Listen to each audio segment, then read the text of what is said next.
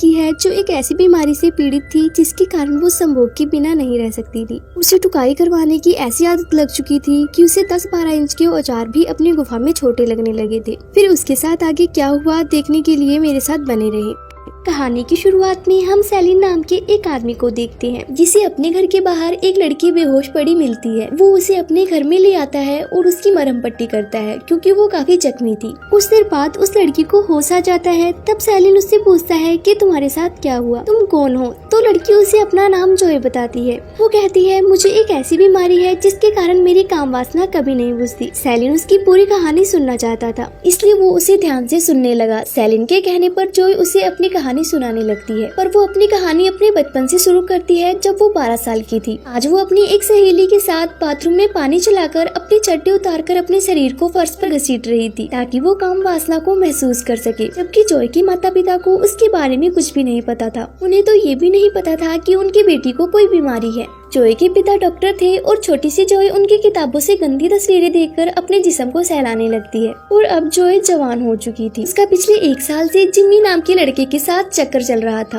अब वो अपनी सहेली के साथ नहीं खेलना चाहती थी इसलिए वो जिम्मी के पास आकर उसे अपना औजार अपनी गुफा में डालने को कहती है ताकि वो पहली बार अपना खाता खुलवा सके। जिम्मी उसकी बात सुनकर पूरे 4 घंटे तक उसकी जमकर खुदाई करता है, मगर जॉय को मजा नहीं आता क्योंकि वो अपनी गुफा में उसका बड़ा सा औजार महसूस ही नहीं कर पा रही थी। इसके बाद जब वो ट्रेन में बैठकर घर जाने लगती है तो उसे अपने पास बैठे आदमी का औजार अपनी गुफा में लेने की इच्छा होने लगती है। इसके बाद वो दोनों ट्रेन के बाथरूम में जाकर ही शुरू हो जाते हैं। लेकिन जॉय को जिम्मी की तरह इसका औजार भी फील नहीं होता, उसे बिल्कुल भी मजा नहीं आता। कुछ सालों बाद जॉय और भी जवान हो गई थी। अब उसकी जिस्मानी भूख इतनी बढ़ चुकी थी कि वो कहीं भी बैठे बैठे अपना हाथ अपनी गुफा में चलाना शुरू कर देती थी। लड़कों को देखते ही उसकी हवस अपनी चरम सीमा पार कर देती थी। 21 की होने पर उसने शादी कर ली। उसके पति का नाम जेरोन था। जेरोन से मिलकर उसने काम वासना पर काफी हद तक काबू पा लिया था। दोनों अपनी जिंदगी अच्छे से जी रहे थे। आज जॉय एक लड़के को जन्म देती है जिसका नाम वो मेसन रखते हैं। बच्चा होने के बाद जेरोन अपने काम में बिजी होने के कारण जॉय के साथ पहले की तरह खपाखप नहीं कर पाता था। अब दूसरे शब्दों में कहें तो वो जॉय को खुश नहीं रख पा रहा था। इसी वजह से एक दिन जेरोन उसे किसी और के साथ संबंध बनाने को कहता है। जॉय पहले तो मना करती है पर बाद में मान जाती है। इसके बाद वो रोज अपनी हवस मिटाने बाहर जाती और देर रात को घर आती। ऐसे ही करते करते 3 साल बीत चुके थे।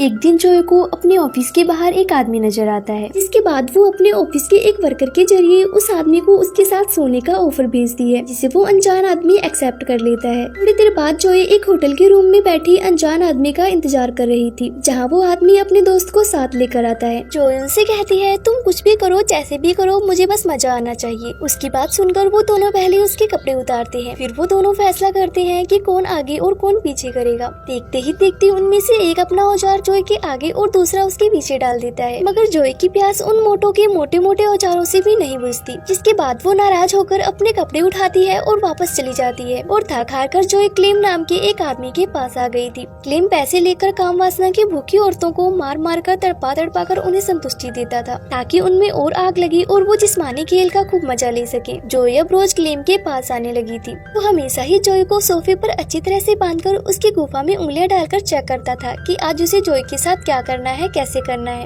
एक दिन जब घर पर कोई नहीं होता तो जॉय का बेटा मेसन बिस्तर से उठकर बालकनी में चला जाता है, लेकिन दुर्घटना होने से पहले जेरोन घर आकर उसे बचा लेता है। इसके बाद क्रिसमस के दिन जेरोन जॉय को साफ साफ कह देता है कि तुम्हें अपने परिवार और अपनी हवस में से किसी एक को चुनना होगा। काम वासना से भरी जॉय बिना कुछ सोचे समझे अपने मजे को चुनती है। जॉय का फैसला सुनकर जेरोन उसे अपने घर से निकाल देता है। परेशान जॉय अब कैन के पास आ गई थी। वो उससे यहाँ आकर अपने साथ प्यार करने को कहती है। क्योंकि आज जॉय की बारी नहीं थी तो गुस्से में आकर कैन उसके साथ काफी बुरी तरह पेश आने लगा। सेलिन जॉय से पूछता है तुम्हारा बेटा मेसन कैसा है। ये सुनकर जॉय चाय का कप फेंक कर कहने लगी जेरोन ने उसे हॉस्टल भेज दिया। जॉय को देखकर साफ साफ पता लग रहा था कि वो अपनी इस गंदी बीमारी से काफी दुखी थी, क्योंकि इसकी वजह से उसे अपने परिवार को छोड़ना पड़ा था। वो कहानी में आगे बताती है कि कुछ सालों बाद उसे जिस्मानी खेल में मजा आने लगा था, लेकिन मजे के चक्कर में उसने अपने अपने आगे और पीछे वाली गुफा को काफी जख्मी कर लिया था। अपना इलाज करवाने के लिए वो अपने बॉस से मदद मांगती है। बॉस उसकी मदद करने को मान जाती है, मगर साथ ही साथ वो जॉय से कहती है ऑफिस में सबको पता है कि तुम रोज रात को नए आदमी के साथ होती हो, तुम्हें अपनी आदतें बदलनी होगी, आदमी या नौकरी तुम्हारी मर्जी। और इस बार भी जॉय आदमी के साथ मजे ही चुनती है। वो अब काफी परेशान रहने लगी थी। उसे लगने लगा कि वो इस समाज के लिए बनी ही नहीं। बस इसी सोच में डूबी डूबी वो गलत लोगों से मिल जाती है। एक दिन उसकी मुलाकात जी नाम के बंदे से हुई जो उसे पहले से ही जानता था। जॉय के कहने पर वो उसे वसूली का काम देता है। इस काम के लिए जी उसे 2 बड़े गार्ड भी देता है। देखते ही देखते जॉय इस काम को काफी अच्छे से करने लगी थी, क्योंकि उसे इस काम में काफी मजा आ रहा था। एक दिन जी उसे अपने पास बुलाकर कहता है कि तुम काफी अच्छा कर रही हो, अब समय आ गया है कि तुम भी अपने लिए एक चेला चुनो और उसे अपने जैसा बनाओ। जी जॉय को एक 15 साल की ओ नाम की लड़की को पालने की सलाह देता है।